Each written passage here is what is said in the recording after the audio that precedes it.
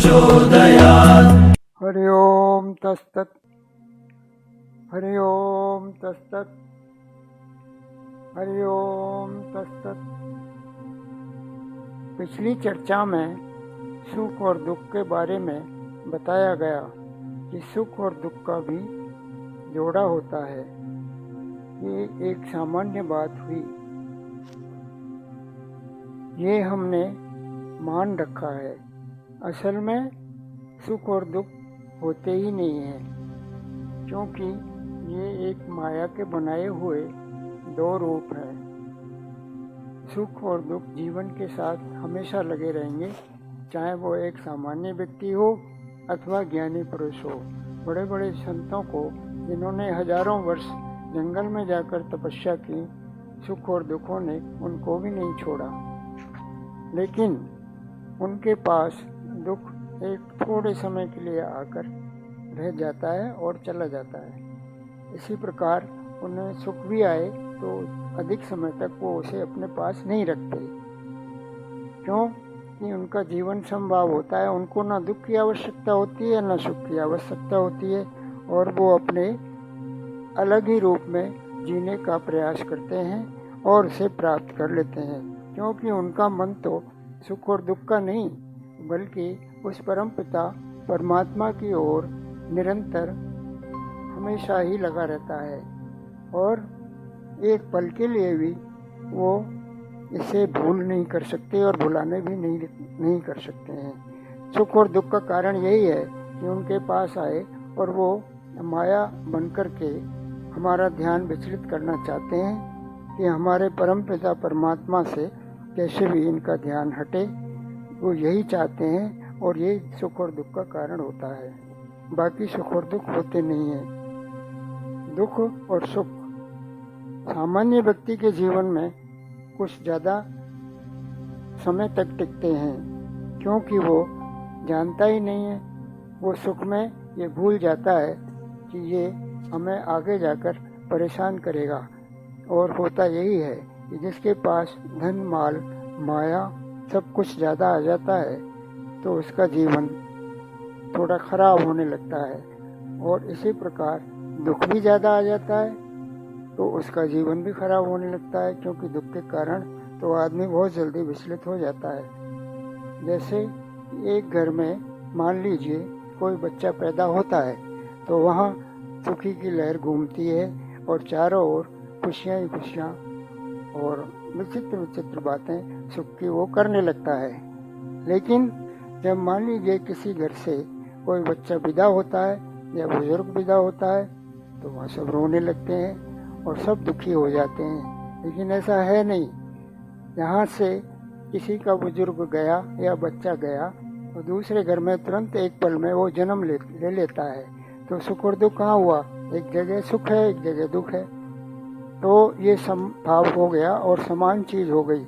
आपने देखा होगा कि हमारे यहाँ सुख में बच्चे के पैदा होने के जन्मदिन पर खुशियाँ मनाई जाती हैं, लेकिन एक देश ऐसा भी है जहाँ पर जन्मदिन के दिन लोग रोते हैं। जब उनसे कारण पूछा गया कि आप इसके जन्मदिन पर क्यों रो रहे हो, तो उन्होंने बताया कि इसका आज उम्र में से जो जीवन है उस काल में से 1 वर्ष कम हो गया, इसलिए हमें दुख हो रहा है और हम रो रहे हैं। तो उनकी भी बुद्धि देखिए और एक हमारी देखिए, दोनों में फर्क है। इसीलिए जो इंसान समभाव में जीता है, जिसे न दुख की परवाह है न सुख की परवाह है, वो हमेशा परम पिता परमात्मा के ध्यान में मग्न रहता है और हमेशा खुश रहता है।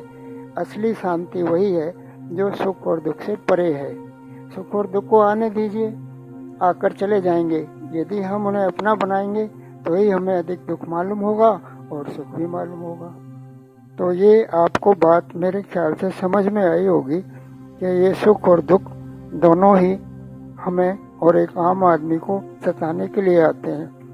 सुख हमें खुशी देने नहीं आता, वो भी सताने के लिए आता है, क्योंकि दुनिया के बनाने वाले ने ये माया जाल इस प्रकार बनाया है कि आदमी मेरी माया के चक्कर में मुझ तक पहुंचने का प्रयास नहीं करे और मुझ तक नहीं आए और माया में उलझकर वहीं अपना जीवन का अंत समय खो दे। कुछ लोग ऐसा भी मानते हैं कि सही आदमी की पहचान सुख और दुख में ही की जाती है। ये भी गलत है, क्योंकि हम लोग मान लेते हैं कि कोई हमें दुख में सहायता करने आएगा या हमारे दुख को पूछने आएगा तो वो हमारे लिए अच्छा है, और सुख में सब दूर हो जाते हैं, कोई नहीं आता क्योंकि धन माल माया सब रहता है।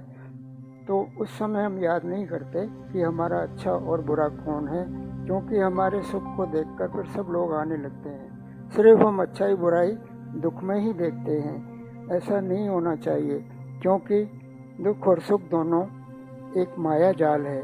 माया के ही दो रूप बताए गए हैं। तो हम अच्छे और बुरे आदमी की पहचान सुख और दुख में नहीं करनी चाहिए, क्योंकि सुख और दुख तो समय के हिसाब से आएंगे और जाएंगे। ये हमें मान लेना चाहिए कि जो भी काम हो रहा है और होगा वो समय के हिसाब से ही होगा। समय से बड़ा कोई भी नहीं है। समय पर ही सुख आएगा और समय पर ही दुख। तो हमें इसकी चिंता नहीं करनी चाहिए कि कब सुख में हम सुखी कितने समय तक रहें और ज़्यादा समय तक रहते हैं तो ये हमारा भूल होगी। और इसी प्रकार दुख को भी हम ज़्यादा देर तक उसका रोना रोएं तो भी ये हमारी भूल होगी और नासमझी होगी, क्योंकि समय जब आप बदलेगा तो अपने आप ये लोग भी बदल जाएंगे। सुख भी बदल जाएगा और दुख भी बदल जाएगा। ये हमेशा जीवन के अंत तक खेल चलता रहता है। तो सुख और दुख को समान मानने का प्रयास हम करें, और जितना हम प्रयास करेंगे उतना ही हमें सुख और दुख से छुटकारा मिलेगा और शांति मिलेगी। और परम पिता परमात्मा की ओर ध्यान लगाने का प्रयास करेंगे तो भी हमें सुख और दुख से छुटकारा मिलेगा और उसमें धीरे धीरे कमी आएगी। तो हम ऐसा नियम बनाएं कि कुछ समय ऐसा निकालें जिससे प्रभु परम पिता की ओर हमारा ध्यान लगे, और जैसे कुछ मिनट या 15 मिनट, आधा घंटा, 1 घंटा हो सके तो रोज़ाना सुबह शाम इसके लिए निश्चित करें, क्योंकि आपका जीवन बहुत थोड़ा है। और यदि धीरे धीरे हम प्रयास करेंगे तो आपको 1 सीढ़ी 2 सीढ़ी ऐसे चढ़ने का और भगवान की ओर जाने का समय मिलेगा, और वो समय आपका सबसे मूल्यवान होगा। और जीवन का अर्थ भी यही है कि सब चीज़ भुला के माया जाल से अलग अपने को करके उस भगवान परम पिता की ओर ध्यान लगाना है, जिसमें हमारा अंत होगा। और अपने अंत समय को भी हमेशा ध्यान रखना है कि अंत समय जल्दी ना आ जाए, इसलिए हर पल प्रभु के ध्यान की ओर हमारा मन लगा रहे।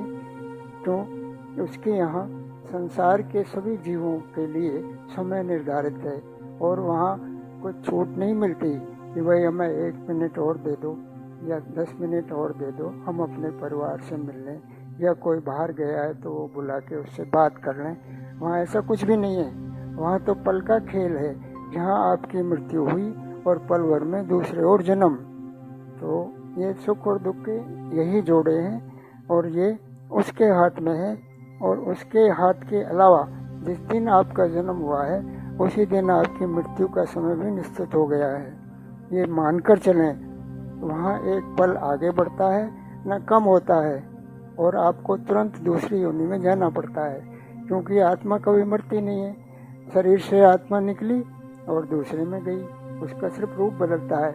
मात्र जैसे हम कपड़े बदलते हैं वैसे ही हमारी आत्मा रूप को बदलती रहती है और एक जीव से दूसरे जीव में परिवर्तित होती रहती है। यदि ऐसा न हो तो परम पिता परमात्मा के बनाए हुए जितने जीव हैं उनको रहने का स्थान ही न मिले, उनको आनंद करने की जगह ही न मिले। जैसे कि उसने बड़े बड़े बाग और सुंदर सुंदर चीज़ें देखने की मनोरंजक बनाई हैं माया के रूप में, ये उनका आनंद लेता है। तो वो चीज़ें फिर कैसे बनेंगी, क्योंकि जीवों की संख्या ज़्यादा हो जाएगी। तो परम पिता परमात्मा को धरती का संतुलन बनाए रखने के लिए उसे जन्म मृत्यु का खेल करना पड़ता है, और वो अपने जीवों को बदलता रहता है, एक आत्मा को दूसरे आत्मा के रूप में परिवर्तित करता रहता है। तो इससे हमारे संसार का जीवों का संतुलन बना रहता है। कोई जीव उसमें कोई आत्मा किसी जीव में चली गई और कोई आत्मा किसी जीव में चली गई, तो हमें इस पृथ्वी पर जितने भी जीव हैं संसार में वो देखने को मिलते हैं, एक सा कोई नहीं मिलेगा। इस संसार में यदि आप देखें तो न तो इंसान ही इंसान मिलेंगे, ना जानवर ही जानवर मिलेंगे, ना और अन्य तरह के जीव मिलेंगे। यहाँ तरह तरह के असंख्य प्रकार के जीव ऐसे हैं जिनको देखकर आपको आश्चर्य होगा कि ये भी जीव इस धरती पर जिंदा हैं। और कोई पानी में है तो कोई पहाड़ पर है, कोई ज़मीन पर है, कोई घरों में है।